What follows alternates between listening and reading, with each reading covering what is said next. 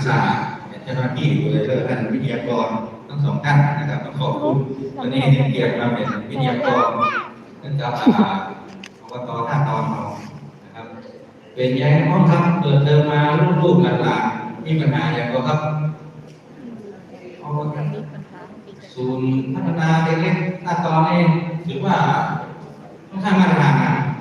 นะครับเดี๋ยวนี้เรื่องอาหารการกินเนี่ยถ้ามีปัญหาอย่างก็บอกนายกได้นะครับแต่ว่าตอนนี้ก็ของเราเนี่ยลูกหลานเนี่ยได้รับพบค่าอาหารนักกว่าโรงเรียนทั่วไปนะโรงเรียนน้อยต่ำโรงเรียนอื่นเนี่ยมันจะได้อยู่ประมาณ20 กว่าบาทของอบตท่าตอนเรามีอาหารกลางวันสำหรับน้อง36 บาทนะครับวันนี้ได้เพิ่มขึ้นก็นอกเพื่อพัฒนาการของลูกๆหลานๆนะครับอบตท่าตอนก็ยินดีสนับสนุนนะครับวันนี้ก็มาอบรมกับโดยวิทยากรเรื่องของการให้ความรู้เรื่องของละอ่อนนั่นเนาะนะครับบางคนก็เป็นวิบางคนก็เป็นพ่อเป็นแม่นะครับวันนี้มาเป็นตัวแทนของแต่ละครอบครัวนะครับตัวผมเองก็มีมันมี3 รุ่นก็จะเวียนมาให้เอามาผู้ปกครองของศูนย์เล็กๆเรานะครับมาจัดหลายที่เนาะนะครับโดยเฉพาะบ้านเราเนี่ยหรือว่าโอกาสดีนะที่มีท้องถิ่น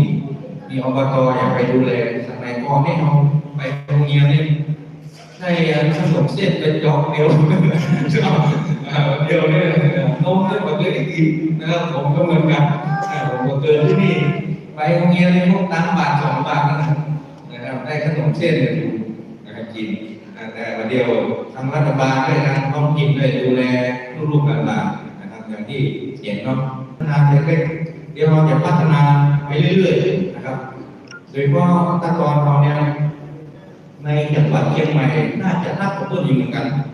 13 ศูนย์นะครับแล้วประมาณ400 กว่าคนนะครับเดี๋ยวนี้นะที่อยู่ในศูนย์พัฒนาเล็กๆของอบตท่าตอนนะครับดูแลเหมือนกันหมดทุกศูนย์นะครับเรื่องของเรื่องแต่งกายเรื่องของอาหารเรื่องของการเรียนการสอนแล้วก็ตัวนายกเองยืนยันว่าบุคลากรโดยเฉพาะผู้ดูแลเด็กอย่างส่วนใหญ่ก็ทั้งหมดนั่นแหละมีคุณภาพจบปริญญาตรีบ้างจบอย่างนั้นทั้งนั้นนะครับท่านเราต้องมองว่าในเรื่องของการดูแลพัฒนาการของละครในตำบลท่าตอนเราเนี่ยนะครับผมมีความสำคัญเป็นอันดับ 1นะครับต้องลงไปดูแลผมก็ไปตัวดูบ่อยๆอยู่นะครับไปดูเรื่องความสะอาดบ้างเรื่องอาหารบ้างเรื่องทุกเรื่องเนาะเรื่องลูกๆหลานๆเราเพราะว่าลูกๆหลานๆนี่แหละที่จะเป็นอนาคตของคนตำบลท่าตอนต่อไปนะครับแต่อย่างที่ว่าเอาสมัยก่อนอย่างนี้เขาด้วยโอกาสไปโรงเรียนได้สนุกเส้นเป็นจอกเดียวเราออนมาเดียวมีนักชมมีด้านอาหารอย่างดีนะครับเอาคุณภาพชีวิตกับคุณภาพต่างๆของเด็กๆจะดีขึ้นนะครับแล้วก็ต่อไปก็คุณภาพของตำบลท่าตอนของชาติของประเทศไทยเราก็จะดีไปโดยละอ่อนพวกนี้นะครับก็อย่างที่ผมบอกถ้ามีปัญหาอย่างเกี่ยวกับเด็กเกี่ยวกับศูนย์พัฒนาเล็กๆนะผมเองเป็นตัวแทนของพี่น้องชาวบ้านนะครับหมู่เราแบ่งท่านผู้ปกครองเนี่ยที่เป็นคนเลือกผมมานะครับก็มาบอกนายกได้ถ้าไม่กล้าบอกใคร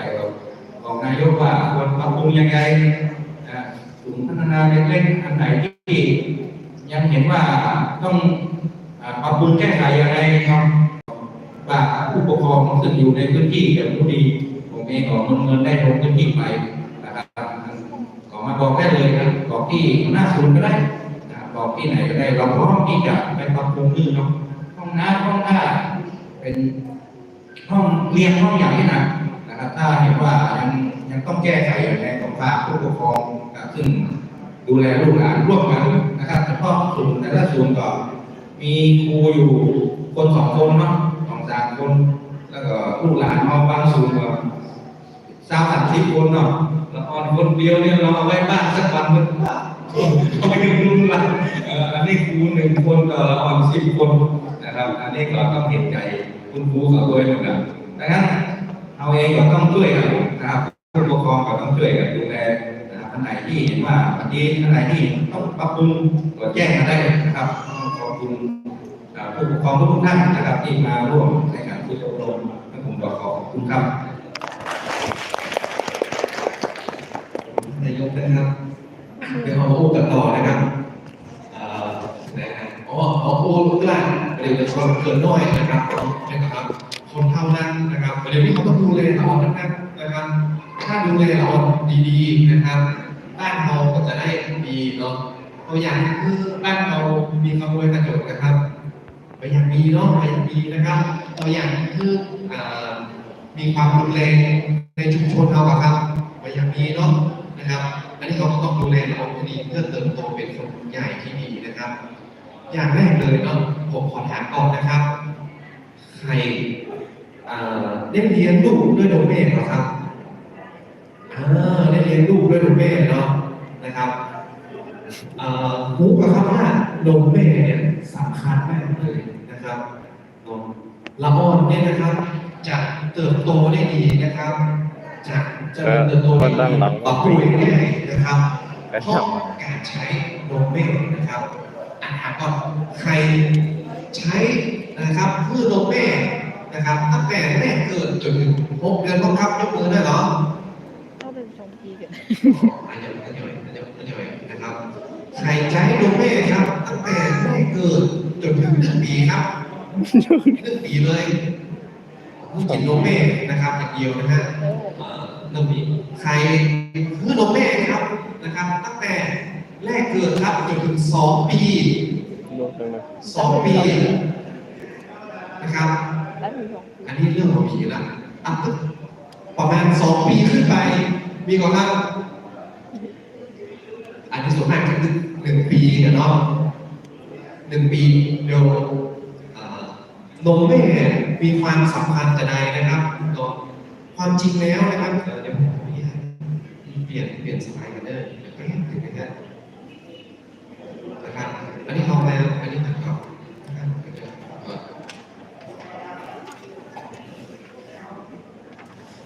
ขออนุญาตนะครับ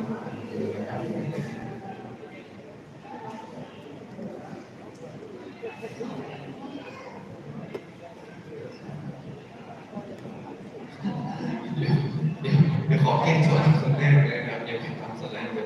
อันนี้นะครับทุกท่านอ่านเส้นฝอยๆนะครับเส้นฝอยๆนะฮะวันแรกเกิดนะครับอันนั้นคือเส้นประสาทในสมองนะครับ